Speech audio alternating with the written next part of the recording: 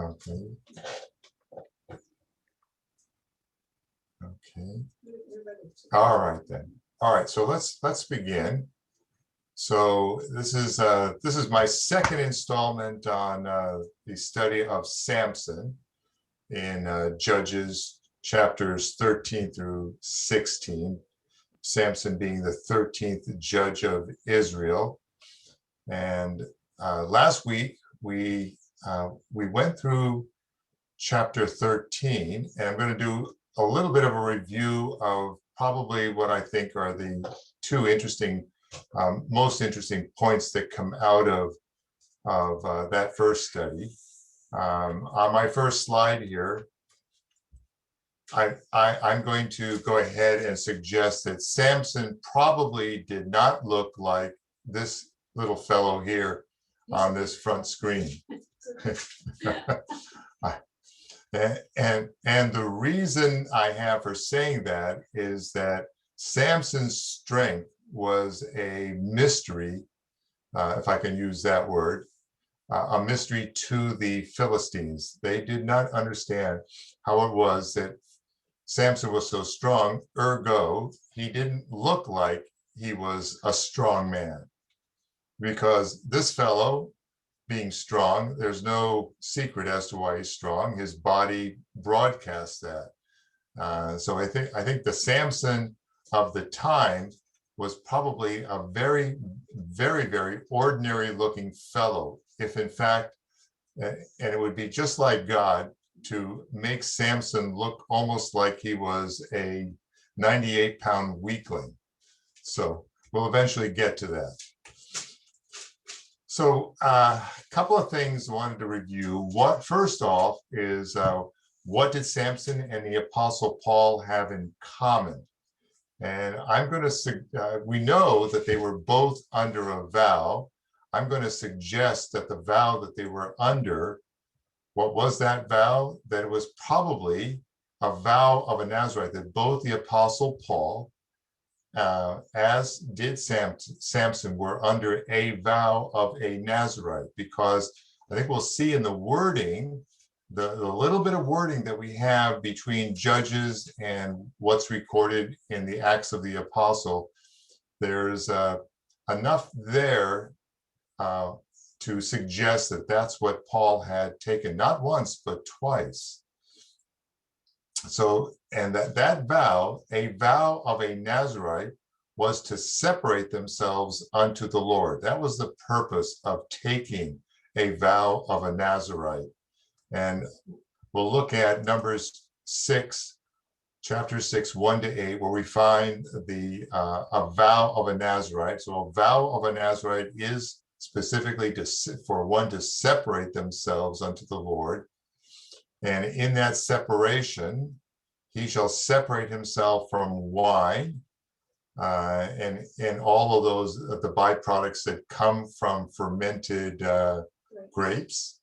And indeed not even eat moist grapes or dried grapes, or what we otherwise refer to as raisins. And for the duration of his separation, that is his vow, he's to eat nothing from that tree or from the vine of the grape. And as we famously know about Samson, that no razor was to come upon the head of one that had made a vow of a Nazarite until the days be fulfilled, the days of their vow, their purification be fulfilled. And the third component, and note well that this is there are three elements of the vow. He shall not come at a dead body. So no dead bodies. And that would include even the passing of family, father, mother, brother, sister, whatever. They're not to come in contact with one that has died, because the individual is separated to the Lord. Now, I had made a suggestion about grapes, not eating grapes, and that the rationale behind not eating grapes has something to do with grapes being a matter of joy. And I'm going to get to that in just a moment. So a vow of the Nazarite concerning Samson. So very specifically, Samson's mother in Judges 13, and this is what we saw the last time we went through this in verses 3-5 and verse 7, was consistent with that, with the vow that they were instructed by the man of God, starting with mom, that no wine was to be had, or any unclean thing, no razor, and he would be separated unto God from the womb until the day of his death. So unlike others that might take a Nazarite vow, Samson was going to be a Nazarite as commanded of God from birth to death. Now, joy and the fruit of the vine. So I think I'll make the suggestion here that the reason that wine was precluded from consumption for the one that had taken a vow of a Nazarite was that there is a certain joy that's associated with eating grapes and drinking wine, or even eating raisins. 1 Chronicles 12:40. Moreover, they that were nigh them, even unto Issachar and Zebulun and Naphtali, brought bread on asses, and on camels, and on mules, and on oxen, and meat, meals, cakes of figs, and bunches of raisins, and wine, and oil, and oxen, sheep abundantly, for there was joy in Israel. So this first reference shows that raisins and wine were associated with a number of things that had to do for the fact that Israel was in a condition of joy. In Ecclesiastes 9:7, we read, "Go thy way, eat thy bread with joy, and drink thy wine with a merry heart, for God now accepteth thy works." So again, grapes, wine here specifically, associated with joy. And then finally, Joel 1:12, "The vine is dried up, and the fig tree languisheth, the pomegranate tree, the palm tree also, and the apple tree, even all the trees of the field are withered, because joy is withered away from the sons of men." So here's the converse, which is stating that the vine was dried up, which was consistent with a period where joy had withered away from the sons of men in Israel. So I was a little bit quick off the mark last time, not mentioning some scripture that actually shows that that grapes and wine are associated with joy. And I'll suggest that one of the reasons why wine was precluded from the Nazarite's vow was because of the joy element. They weren't to be a person of joy. Now, there was also an interesting provision in a vow of a Nazarite concerning the sudden death of any man. And in Numbers 6, 9-12, we see the verses here that say, "And if any man die very suddenly by him," that would be by him, the one that was of a vow of a Nazarite, "and he hath defiled the head of his consecration, then he shall shave his head in the day of his cleansing, and on the 7th day shall he shave it. And on the 8th day he shall bring 2 turtle doves or 2 young pigeons to the priest to the door of the tabernacle of the congregation. And the priest shall offer the one for a sin offering and the other for a burnt offering, and make an atonement for him, for that he sinned by the day, and shall hallow his head that same day.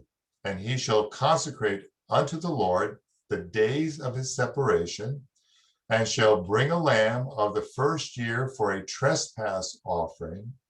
But the days that were before shall be lost, because his separation was defiled.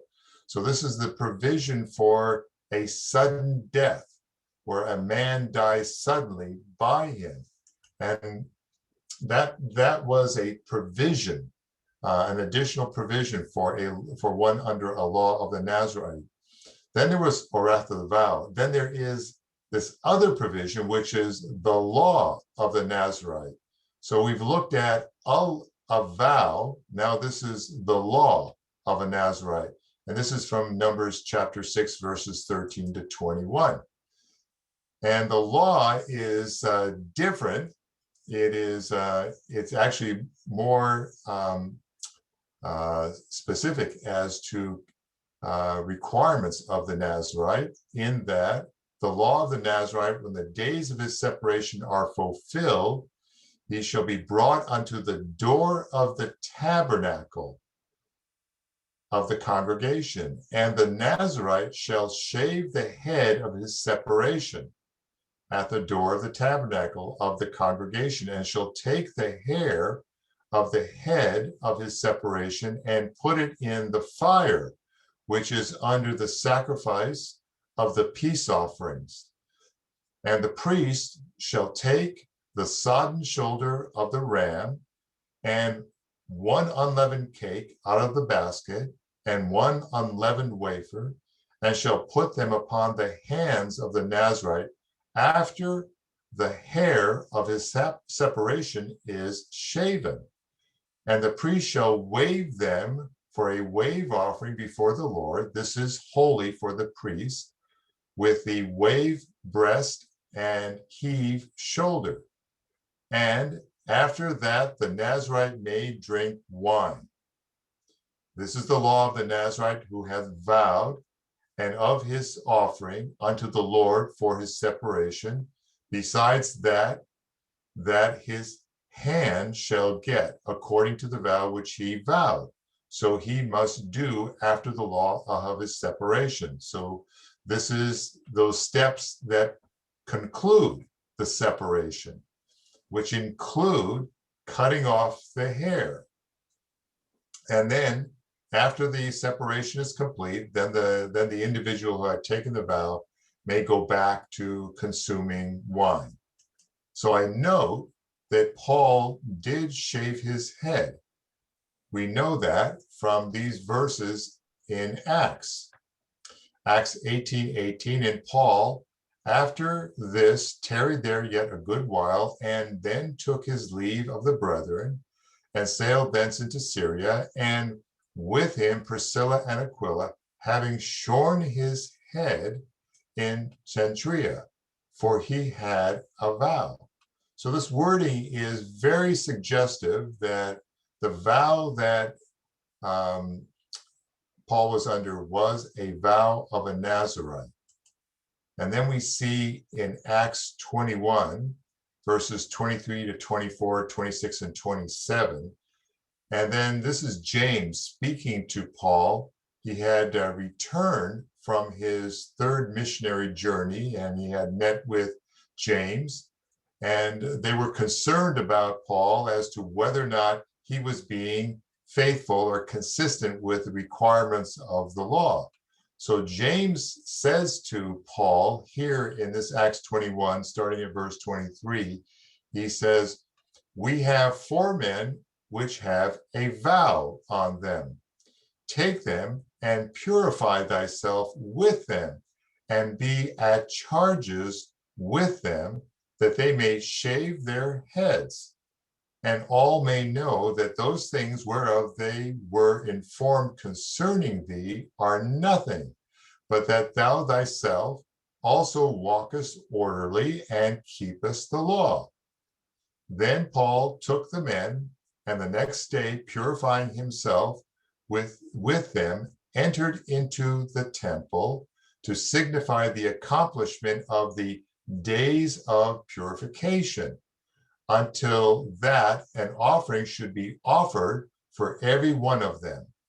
And when the 7 days were almost ended, the Jews which were of Asia when they saw him in the temple, stirred up the people and laid hands on him. So that's how that particular situation ends.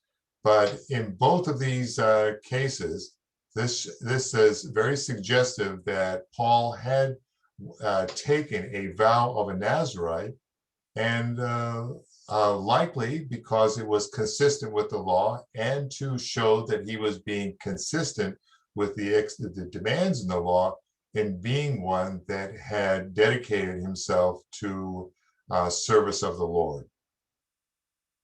So I wanted to share that concerning Paul. So I'm of the impression that both Paul and Samson were shared the same vow. Now, this is But wait another a minute, point. Van. Yes, Karen. Yeah, but didn't we say that Samson was a Nazarite from the womb to the day of his death? Yes. So, other Nazarite vows, it's not to the death. They can do it for just a period of time. So Correct. if Yes. Paul, would Paul be, would that vow be till the day of his death, or what does scripture show? Yeah. So for Paul, it was just a period of time that he took the vow. We don't know how long he was under the vow, but it wasn't from womb to death. That part is pretty clear, because he had ended his vow before he ended up in Rome. I think that was the standard way it happened, the way Paul did it. Yes. It was unusual for Samson to have been under the vow from in the womb. Indeed. Until his death. Yes. So Karen, if you heard that, Vivian made a good point that Samson was an odd situation, being from womb to death, whereas what Paul did was more consistent with what these others. So we see James says we have 4 men which have a vow on them. So evidently, taking a vow of a Nazarite was something that men did from time to time, and at that, to demonstrate that they were, for a particular period, they had separated themselves unto the Lord. So Paul was probably, well, I will say that he was more consistent with the usual practice of the vow. Samson was an oddity, going from womb to death. Okay, I'll carry on.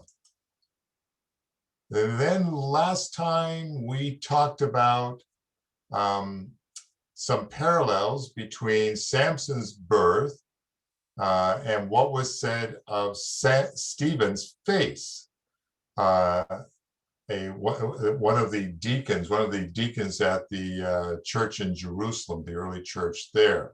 So there's an interesting thing here, which I think is important, because it helps clear up some of the what shall I say, the traditions as to how we think of things, in this case, angels.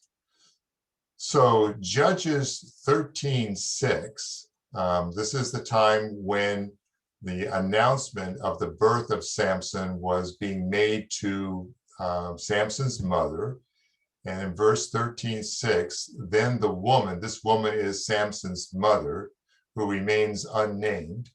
The woman came and told her husband, saying, a man of God came unto me, and his countenance was like the countenance of an angel of God, very terrible.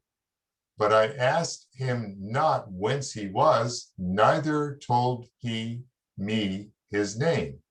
So, and those words, very terrible, don't mean that he was a terrible looking person, but terrible in the sense of probably better to think of it as a stern face, or a face to be revered, as opposed to, my, that's a terrible zit you've got on your face. So that's what her impression was, that he was kind of a scary looking guy. But she saw him as a man but his countenance was that of what she says was of an angel of God. Now, interesting, in Acts 6, verses 8 and 15, we see of Stephen, and Stephen, full of faith and power, did great wonders and miracles among the people. Stephen, and also in chapter 6, it's noted in chapter 7 as well, it's noted that Stephen was full of the Holy Ghost. And so he was doing great wonders and miracles.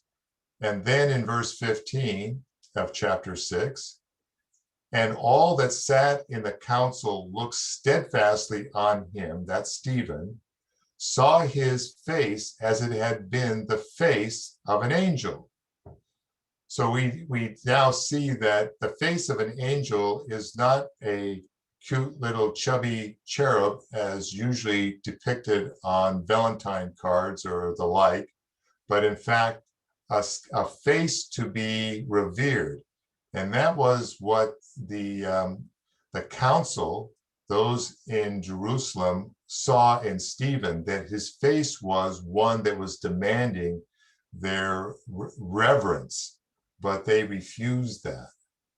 So the face of an angel is not cuddly, cute, squishy. Then there is this matter of Hebrews 13:2. I don't know if you recall this verse, but the wording is, "Be not forgetful to entertain strangers." This is the writer to the Hebrews writing to Hebrews. And he says, "Be not forgetful to entertain strangers, for thereby some have entertained angels unawares." And I've heard pastors attempt to explain how this might be possible. I've never heard a good explanation from your rank and file pastor out of a Protestant church.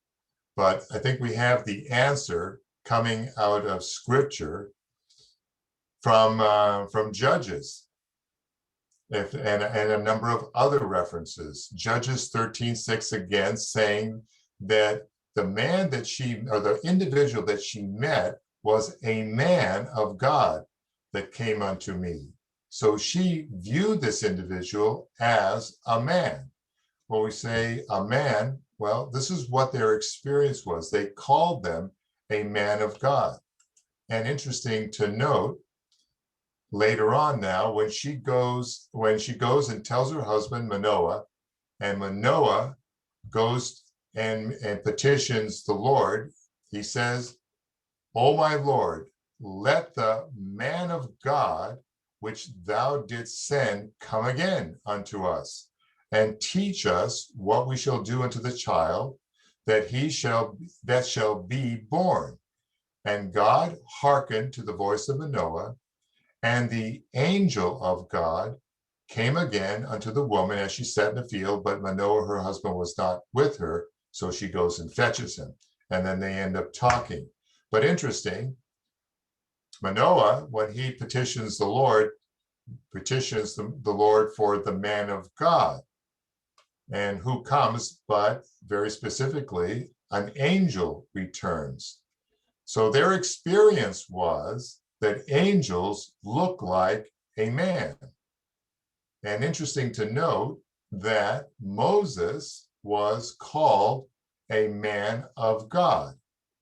And we know that Moses was a man and looked probably fairly ordinary as a man. Also, Elijah, 1 Kings 17:24, where we read, "And the woman said to Elijah, Now by this I know that thou art a man of God, and that the word of the Lord in thy mouth is truth." So their experience, the common experience, was that the angels appeared to them as men. So how is it possible? It's possible because they appear as men. Note Genesis 18, when Abram has 3 visitors, Genesis 18, verses 1 to 8. This is a familiar passage, especially as we proceed, because this is going to end up in Sodom yet. Genesis 18, 1 to 8. And the Lord appeared unto him, that's Abram, in the plains of Mamre.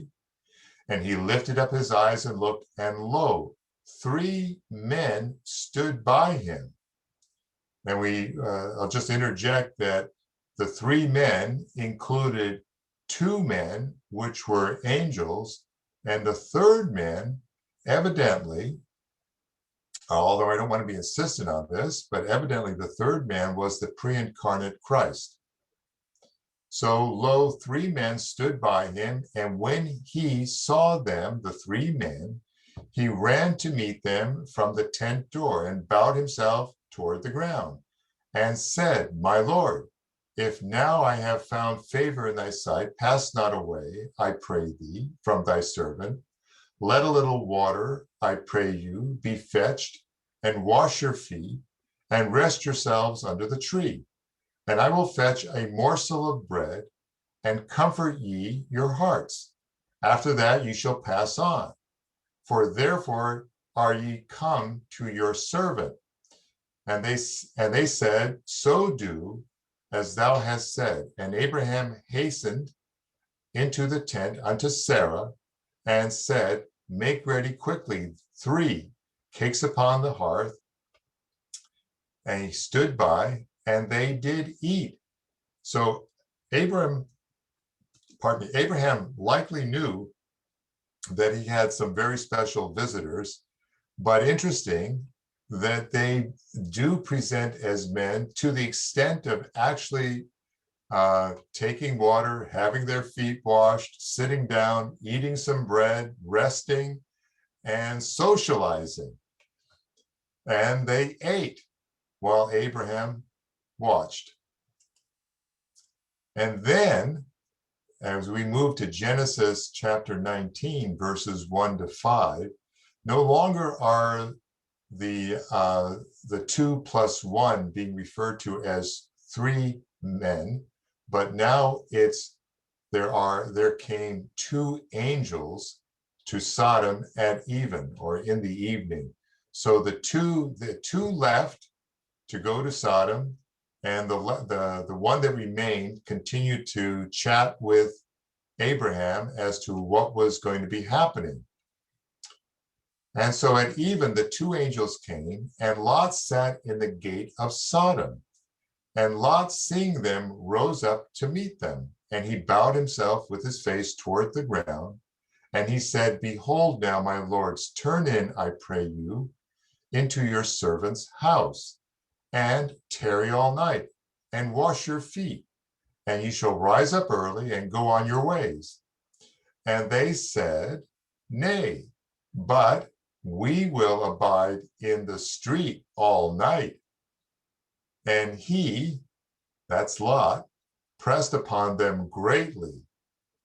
And they turned in unto him, and entered into his house. And he made them a feast, and did bake unleavened bread, and they did eat. So, but before they lay down, the men of the city, even the men of Sodom, compassed the house round, both old and young, all the people from every quarter. And they called unto Lot, and said unto him, and this is just stunningly terrible.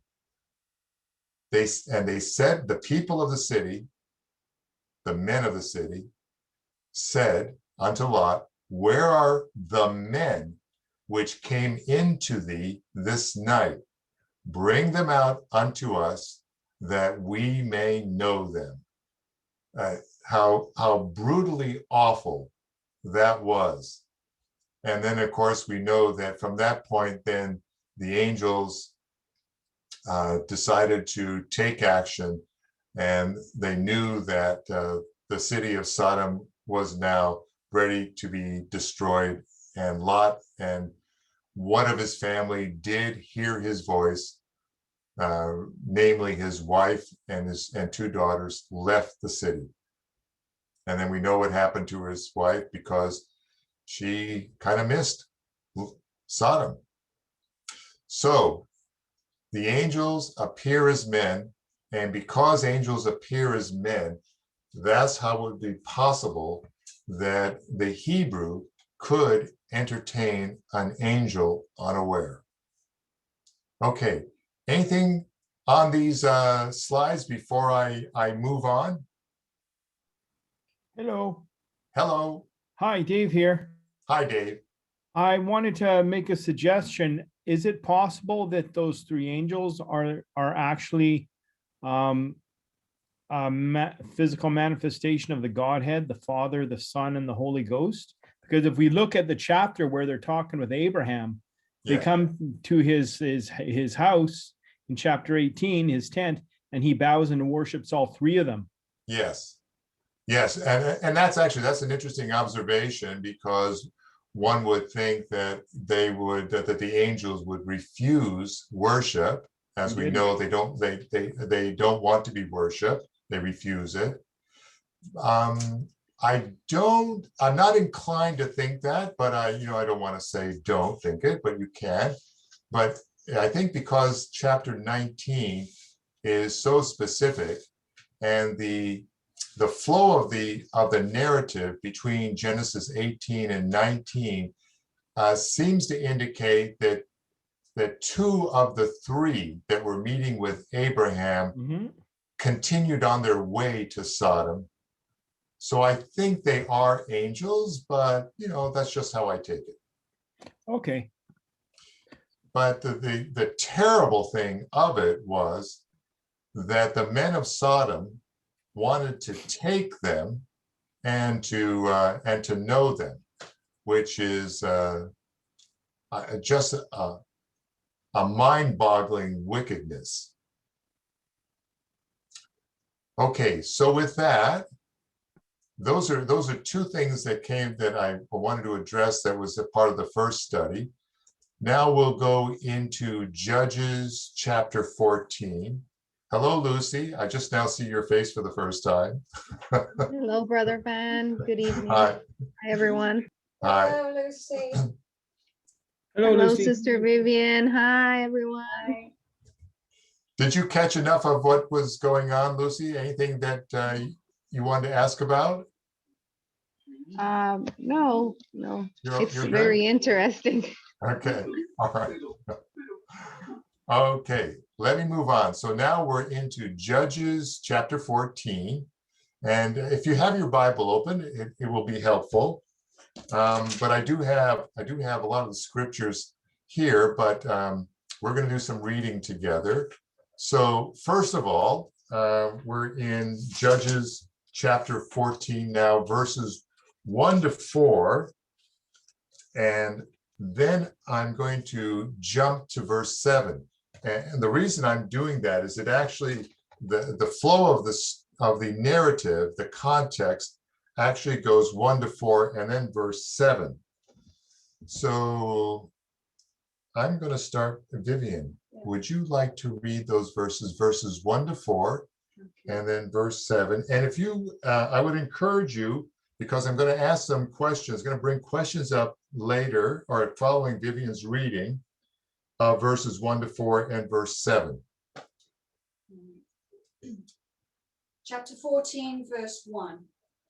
And Samson went down to Timnath and saw a woman in Timnath of the daughters of the Philistines. And he came up and told his father and his mother and said, I have seen a woman in Timnath of the daughters of the Philistines. Now therefore get her for me to wife. Then his father and his mother said unto him, Is there never a woman among the daughters of thy brethren, or among all my people, that thou goest to take a wife of the uncircumcised Philistines? And Samson said unto his father, Get her for me, for she pleaseth me well. But his father and his mother knew not that it was of the Lord, that he sought an occasion against the Philistines. For at that time the Philistines had dominion over Israel. And verse 7.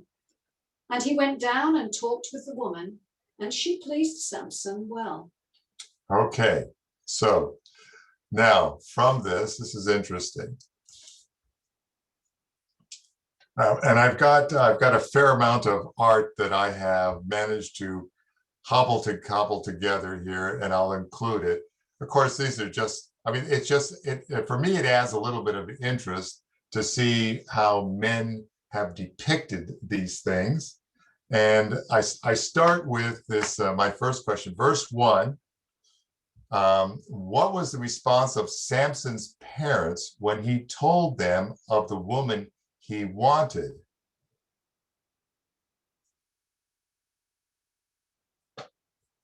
You can unmute yourself and you can speak up.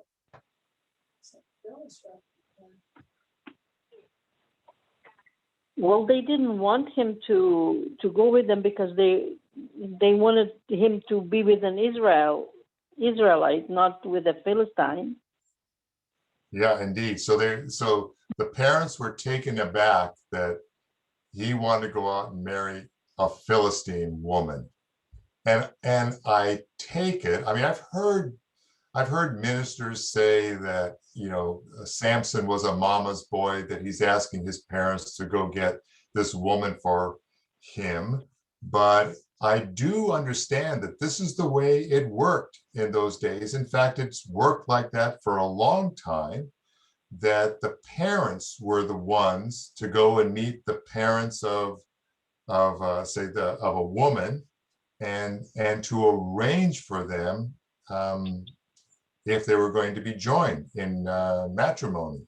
So for Samson to petition his parents, I take would be really the usual way these things were done. But in this case, the parents were taken aback that he wanted a Philistine woman. What's wrong with the women of Israel? But then, verse 4, what was it that Samson's parents didn't know regarding Samson's motive behind his choice of woman?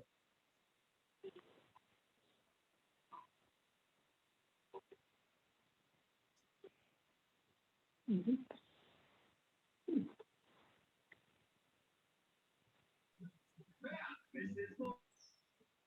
So we Well, see, first, yeah. I'm wondering, how do we even know what Samson's motive was? Verse 4. Verse 4. Read verse 4, Karen. Yes.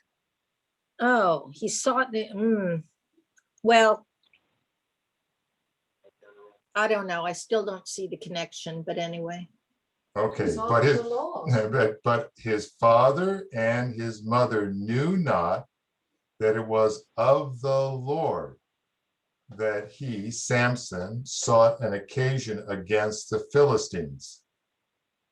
So whatever was happening, you know, and Samson being a judge of Israel, this was the sort of role, this was the role that he had on behalf of Israel. So he was looking for something to do against the Philistines, and he was going to, and this is going to actually provide him, this choice of woman is actually going to provide him with a lot of opportunity. Now, we'll now move on to Judges chapter 14. We'll look at verses 5 and 6. And Lucy, could you unmute yourself and read Judges 14, verses 5 and 6? Sure. Okay. Then went Samson down and his father and his mother to Timnath, and came to the vineyards of Timnath. And behold, a young lion roared against him. And the Spirit of the Lord came mightily upon him, and he rent him as he would have rent a kid. And he had nothing in his hand, but he told not his father or his mother what he had done. Okay, very interesting. So now note that how was it in verse 5 that Samson was able to deal with this lion? And there's a lot of art. This is some of the art that shows Samson dealing with this lion. So how was it that Samson was able to deal with the lion? Verse 5.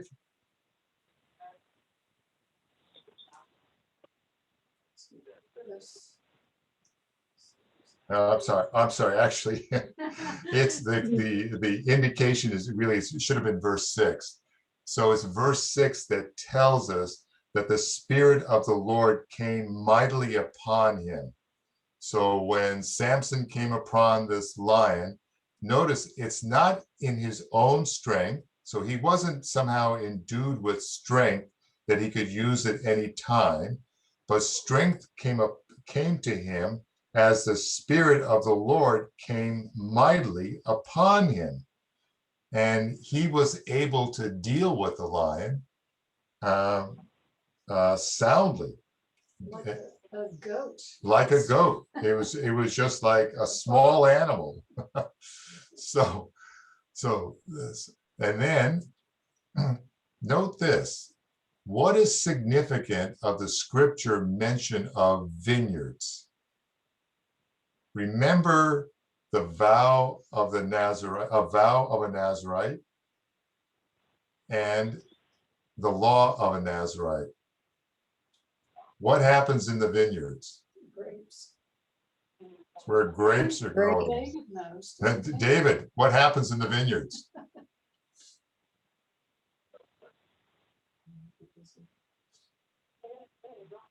You're still muted, David.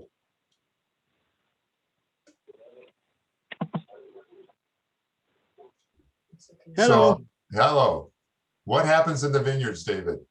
Okay, I got my Bible. Okay, so verse 5. Father and mother went down to the vineyards, and behold, a young lion roared against him. Yes. And the Spirit of the Lord came upon him, and he rent him as he would have rent a kid. So I mean, so he tore the lion apart the way he'd tear apart a baby lamb. Yes. And he had nothing in his hand, but he told not his father or his mother what he had done. Yes. Okay. So now, he ripped apart a lion. right. And I guess a lion, Yeah. you know, the devil roars about like a roaring lion, future the Antichrist. I mean, it's all these symbologies all coming to me now. Yes. You know, the Antichrist, you know, in the tribulation, he's like a roaring lion seeking whom he may devour. Yes. Samson here is sort of like a picture of Christ destroying the Right. enemies of Israel. Okay. So the sense for Samson was the Spirit of the Lord came upon him. That's why he was able to deal with it. But then I wanted to point out, because this is easy just to read and not pay note of why this is important. What happens in vineyards? Grapes are pressed. In the vineyard, what happens in the vineyard? Two things. Grapes are growing. Grapes are growing. Grapes are growing, so they're Grapes are fresh crushed. grapes there. Grapes are crushed. The other thing that happens in the vineyard, and I know this because I grew up in the raisin capital of the world. I don't know if you I work know. in a vineyard. Yes, but I grew up in the raisin capital of the world, which is Fresno, California. And raisins are actually prepared in the vineyards.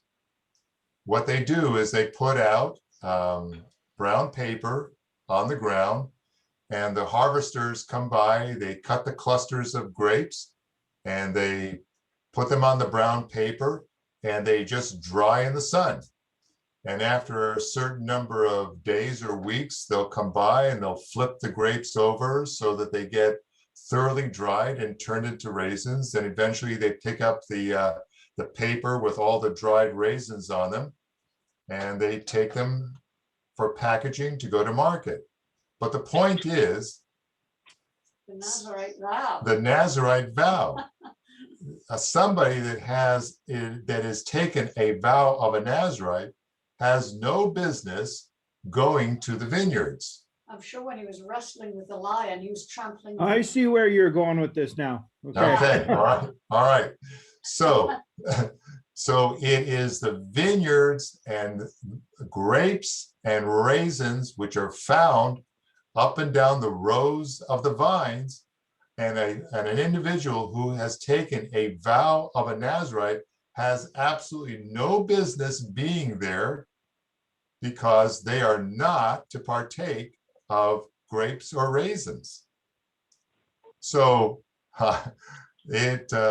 this is one of the elements. There are 3 elements to the Nazarite vow, and this is one of them. And already we see one of the elements being violated, it looks pretty clear. And he wasn't down there just to check them out, sort of look around. I suspect he probably popped a few grapes before he left the vineyards. Okay, I'll move on. He at least would have been trampling on the grapes as he was wrestling with the lion. Yeah, exactly. He would have been under Yeah. So would going to the vineyards be consistent with a vow of a Nazarite? Let me help you. Absolutely not. He has no business going to a vineyard. Absolutely none. Now, note it and remember it.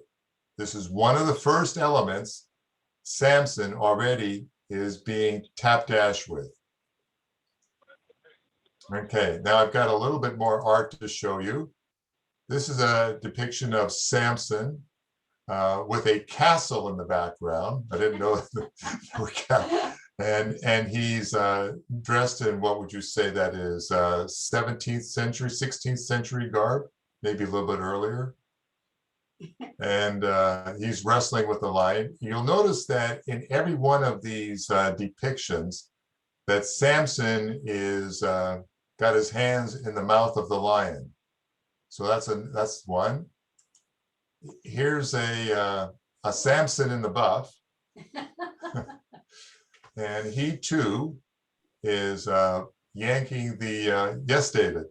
It looks like that's his pet cat and he's trying to give him a pill. Yeah, I know, right? That's pretty the way one does it, isn't it? Yeah.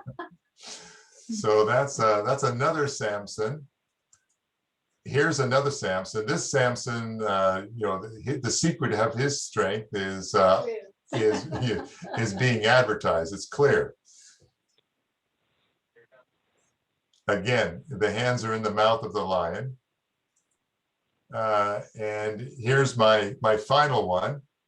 Of a Samson on the back of a lion with his hands in his mouth, slaying the lion.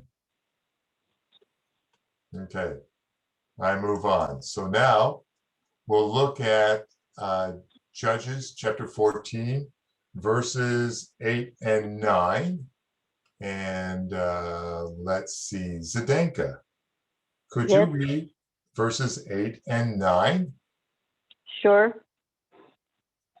And after a time he returned to take her, and he turned aside to see the carcass of the lion.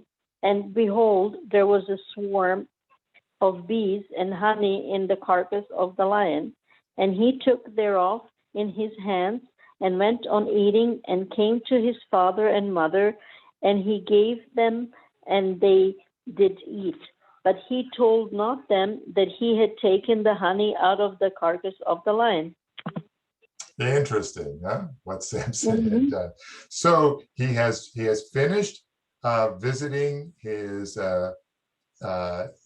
Philistine fiance, and he's now returning.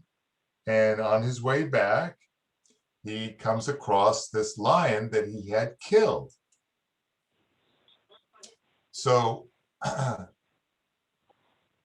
what happened when Samson looked again at the lion he had killed? Well, he saw there was a swarm of bees, and the bees had taken up domicile in the lion, and had, I guess some time had gone by because they had built a sufficient nest that there was honey there. And so he helped himself to the honey. Pretty brave guy, sticking his hands inside a dead carcass to begin with, and taking that honey. So my question is what Samson did in verse 9 consistent with a vow of a Nazarite? No. No. No. No. So this is violation number what? 2. 2, yeah. Two of his vows have already now been trampled. Okay. Now we're going to move on to verses 10 to 20 of chapter 14. And this is where Samson poses a riddle to the Philistines attending his engagement party. So a party is being arranged, and Samson, and this is now, it's apparent that Samson is looking for an occasion against the Philistines. And there is a lot of hatred between the people of Judah and the Philistines. And so Samson is not really buddy-buddy with them. He's looking for some opportunity to do something against them. So let's look at now Judges chapter 14, verses 10 to 20. And Karen, would you be able to read verses 10 through 20 of Judges 14? Okay. Okay, Judges 14, 10 to 20. Okay. So his father went down unto the woman, and Samson made there a feast, for so used the young men to do. And it came to pass when they saw him that they brought 30 companions to be with him. And Samson said unto them, I will now put forth a riddle unto you. If ye can certainly declare it me within the 7 days of the feast and find it out, then I will give you 30 sheets and 30 change of garments. But if ye cannot declare it me, then shall ye give me 30 sheets and 30 changes of garments. And they said unto him, Put forth thy riddle that we may hear it. And he said unto them, Out of the eater came forth meat, and out of the strong came forth sweetness. And they could not in 3 days expound the riddle. And it came to pass on the 7th day that they said unto Samson's wife, Entice thy husband, that he may declare unto us the riddle, lest we burn thee and thy father's house with fire. Have ye called us to take that we have? Is it not so? And Samson's wife wept before him and said, Thou dost but hate me and lovest me not. Thou hast put forth a riddle unto the children of my people, and hast not told it me. And he said unto her, Behold, I have not told it my father nor my mother, and shall I tell it thee? And she wept before him the 7 days while their feast lasted. And it came to pass on the 7th day that he told her, because she lay sore upon him. And she told the riddle to the children of her people. And the men of the city said unto him on the 7th day before the sun went down, What is sweeter than honey? And what is stronger than a lion? And he said unto them, If ye had not plowed with my heifer, ye had not found out my riddle.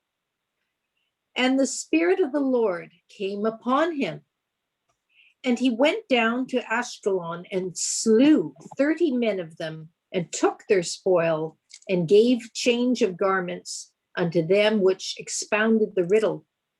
And his anger was kindled, and he went up to his father's house. But Samson's wife was given to his companion, whom he had used as his friend. Thank you, Karen. Okay, so very interesting. So he basically divorced, just like his wife. Yeah, yes.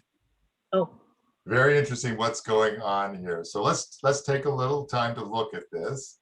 So from verses 12 to 13, what was the bet? Because the Philistines were ready for a gamble. And what was the bet?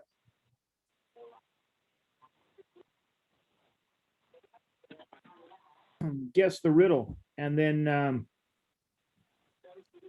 it was to guess the riddle. Yeah. And sorry. Yeah, no, it's right. So they were quick to take on the deal that Samson was going to give them a riddle, and whoever won the riddle or whoever got it, if they couldn't figure it out, then they were going to owe him something. If they could figure it out, then he was going to owe them something. So without even hearing what the bet was or the riddle was, they took the bait and they said, sure, we're game.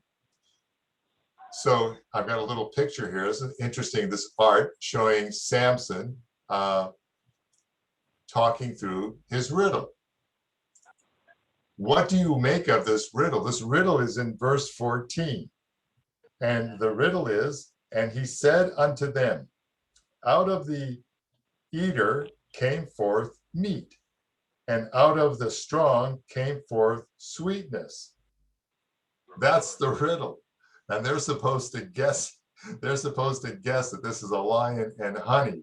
So I don't know what you think of this, but to me, that's almost an impossible question. How could anyone get, it's bizarre. But Samson wasn't interested in them catching on to the riddle. So he gave them something very hard, but they had already stepped up to it. And so they took on the challenge. Now, what did the brutal Philistines threaten? These people, these Philistine people, they are anything but nice neighbors. They are brutal people. Look what is said in verse 13. These are the Philistine men speaking to this Philistine woman that is engaged or is being engaged to Samson and her father. Verse 15. In verse 15, we read, and it came to pass on the 7th day. So they had 7 days to figure this out. By the 3rd day, they knew they were in trouble. In fact, they probably knew it a lot sooner than that, but they knew they were in trouble. And so on the 7th day, they went unto Samson's wife, and they said to her, entice thy husband, that he may declare unto us the riddle. Now note this, lest we burn thee and thy father's house with fire. Have ye called us to take that we have? Is it not so? So they threatened this poor gal, this Philistine gal, and her father, destruction of them and their property if she didn't get the information out of Samson. So what does she do? Well, she uses the time-proven method of crying before Samson, before her husband. I guess when a couple is engaged, they are considered married, except they're not able to consummate. So she cries before Samson and continues this weeping before him for 7 days until Samson finally can't take it any longer. And so he finally breaks down and he gives her the answer of to the riddle. So with that, she goes and tells the men of the city, and then they're able to come back to Samson. And lo and behold, verse 18, they know the answer. And then Samson right away is clued in that they had, in fact, as he says, plowed with my heifer. And they got the riddle that way, with plowing with his heifer. What an unusual. What a way to refer to. I can tell you, I didn't refer to Vivian during my engagement that she was my heifer. Thank you. And nor do I to this day. So verse 19 Now notice this, verse 19, and the Spirit of the Lord came upon him, that is upon Samson, and he went down to Ashkelon, and look what he did. He slew 30 men of them and took their spoil and gave change of garment unto them which expounded the riddle. So he went and killed 30 men so that he could have 30 changes of raiment so that he could bring it back with him to give to the guys that had won the bet. He was as brutal with them. He was very, very, very They were brutal. gonna kill the fiance. Yes, He killed 30 men of them Yeah. men. yes. So, not to spoil what's going to happen, but the situation for Samson's Philistine wife and her father remains pretty bad, and we'll get to that next time. So we'll wrap up the study there. In this study, we've seen that Samson has already been looking for opportunity to get at the Philistine, but in process of his taking steps, he has already trampled 2 elements of the 3 elements of his vow, a vow of a Nazarite. One being dealing with fruit of the vineyard, and the other being touching something or coming in contact with something that is dead. So we'll wrap up the study there, and we'll pick up again in about a month's time. And is there any other comments or questions or any other things that anybody would like to say? Well, Brother Van, sounds like a very interesting study. It's Phil here. Hi, Phil. Yeah. Rodney did a whole sermon on the vow of the Nazarite the other day. He did. He did, because some people, he claimed, and he corrected himself, that Jesus took the vow of a Nazarite. And so I guess he got caught up in some of it. But, like Jesus wasn't supposed to touch a dead body. So how could he, or a leper, how could he do that? It was quite interesting, but these vows are very, very strict. Yeah, they are strict. And I think it was interesting that what he had pointed out, I think there's better evidence that Paul was the one who had taken a vow of a Nazarite than Christ himself. Mm-hmm. But it's not crucial. It's not something to argue over. But it's interesting when you read those things. It doesn't. We have to do our study, right? It says he went to a vine, or he went to the carcass, but it didn't say, and he broke his vow. We have to do a bit of studying to find out that that's what was going on. With Samson going down to the vineyard. Yes, and those things. Yeah. I think it's my thought is it's almost a moot point. One doesn't go to a vineyard to sort of stretch out and enjoy the sun or something like that. A vineyard really is a place of work, and if it's not a place of work, then it's a place where you go get some snacks. Yeah. So it certainly isn't a place to go visit if one has taken a vow of a Nazarite. It's the wrong thing to do. So anyhow, my last little bit of art here is Samson coming back to make good on delivery of the 30 sheets, the 30 changes of raiment that he had to deliver back after he killed 30 Philistine men to take their clothes. And there's some women in the background there looking at him as he dumps the clothing on the ground. Okay. I hope I didn't miss anything. Sorry. But now Samson went down and killed 30 men, right?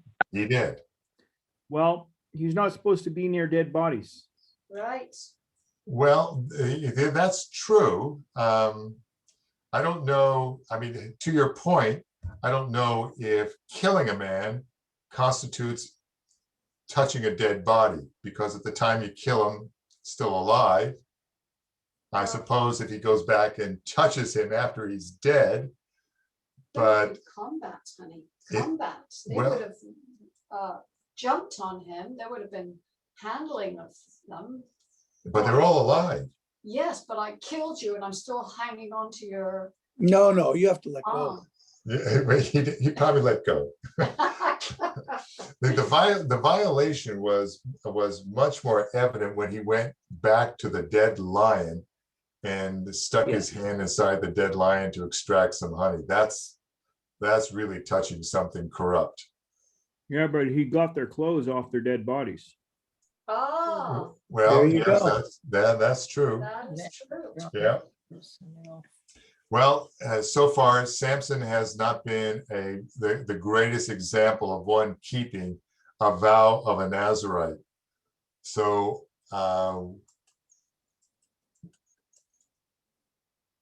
we'll wrap it up there. And next time we'll pick up at Judges chapter 15. And we will look first at verses 1 to 8, where Samson avenges the loss of his wife and father-in-law.